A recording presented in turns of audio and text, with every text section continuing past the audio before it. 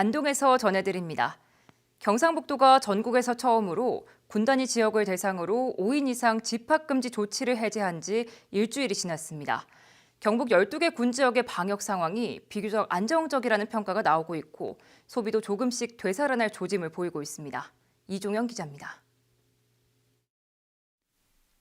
예천군의 음식점. 지난주 월요일부터 5인 이상 집합금지가 해제된 이후 손님이 늘면서 매출은 전주 대비 배 이상 증가했습니다. 8인까지 해제가 된 이후부터는 상당히 손님들이 많이 찾아오시고 또 가게 매출도 한 2배 이상 뛸 정도로. 다른 음식점도 지난 주말 모처럼 만석을 이루었습니다.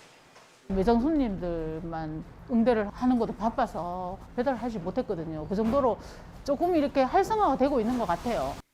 경상북도가 집합금지 조치를 해제한 이후 주중 5일 동안 소비 동향을 분석한 결과 12개 군 지역의 카드 사용 금액은 전주 대비 평균 1.5% 증가했습니다. 영도군 14%, 청송 12%, 영양 8%, 봉화 5%가 각각 증가하는 등 12개 군 중 8곳의 카드 소비가 늘어난 것으로 집계됐습니다. 확진자가 크게 늘고 있는 시단위 지역과는 달리 이들 12개 군 지역의 지난 한 주 확진자 수는 1명으로 방역 상황도 비교적 안정적입니다. 확진자 1명도 울산을 다녀온 성주 60대 여성으로 지역 감염 사례는 아닌 것으로 파악됐습니다. 음식점이라든가 이런 게 지도 담당을 강화하고 있고요. 불가피하게 환자가 발생했을 경우에는 사회적 거리두기 상향을 통해 가지고 그 발생을 원천적으로 차단하겠습니다.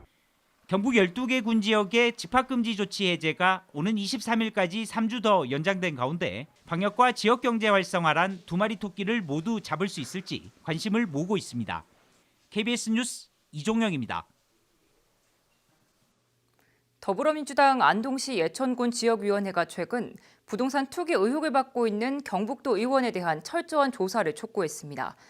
민주당 지역위원회는 성명서를 통해 모 도의원이 토지 재생사업 부지 인근에 부인 명의로 부동산을 매입한 의혹이 있다며 철저한 수사와 재발 방지 대책 마련을 주장했습니다. 또 안동과 예천에서 다양한 분야의 개발 사업이 동시다발적으로 진행되고 있는 만큼 경북도의회와 안동 예천 지역 선출직 공직자 전원에 대한 전수조사를 촉구했습니다. 국민의힘 김영동 의원이 농업과 정보통신기술 융복합을 촉진하는 법률 개정안을 대표 발의했습니다. 김영동 의원은 최근 국가와 지방자치단체가 농업과 ICT의 융복합 사업에 필요한 중장기 계획을 수립하고 관련 정책을 추진할 수 있도록 하는 농업, 농촌 및 식품산업기본법 개정안을 발의했습니다. 이 개정안은 청년 농업인 육성을 위한 농업 분야 ICT 융복합 사업의 확산과 한국형 스마트팜 모델 개발 등을 담고 있습니다. 지금까지 안동이었습니다.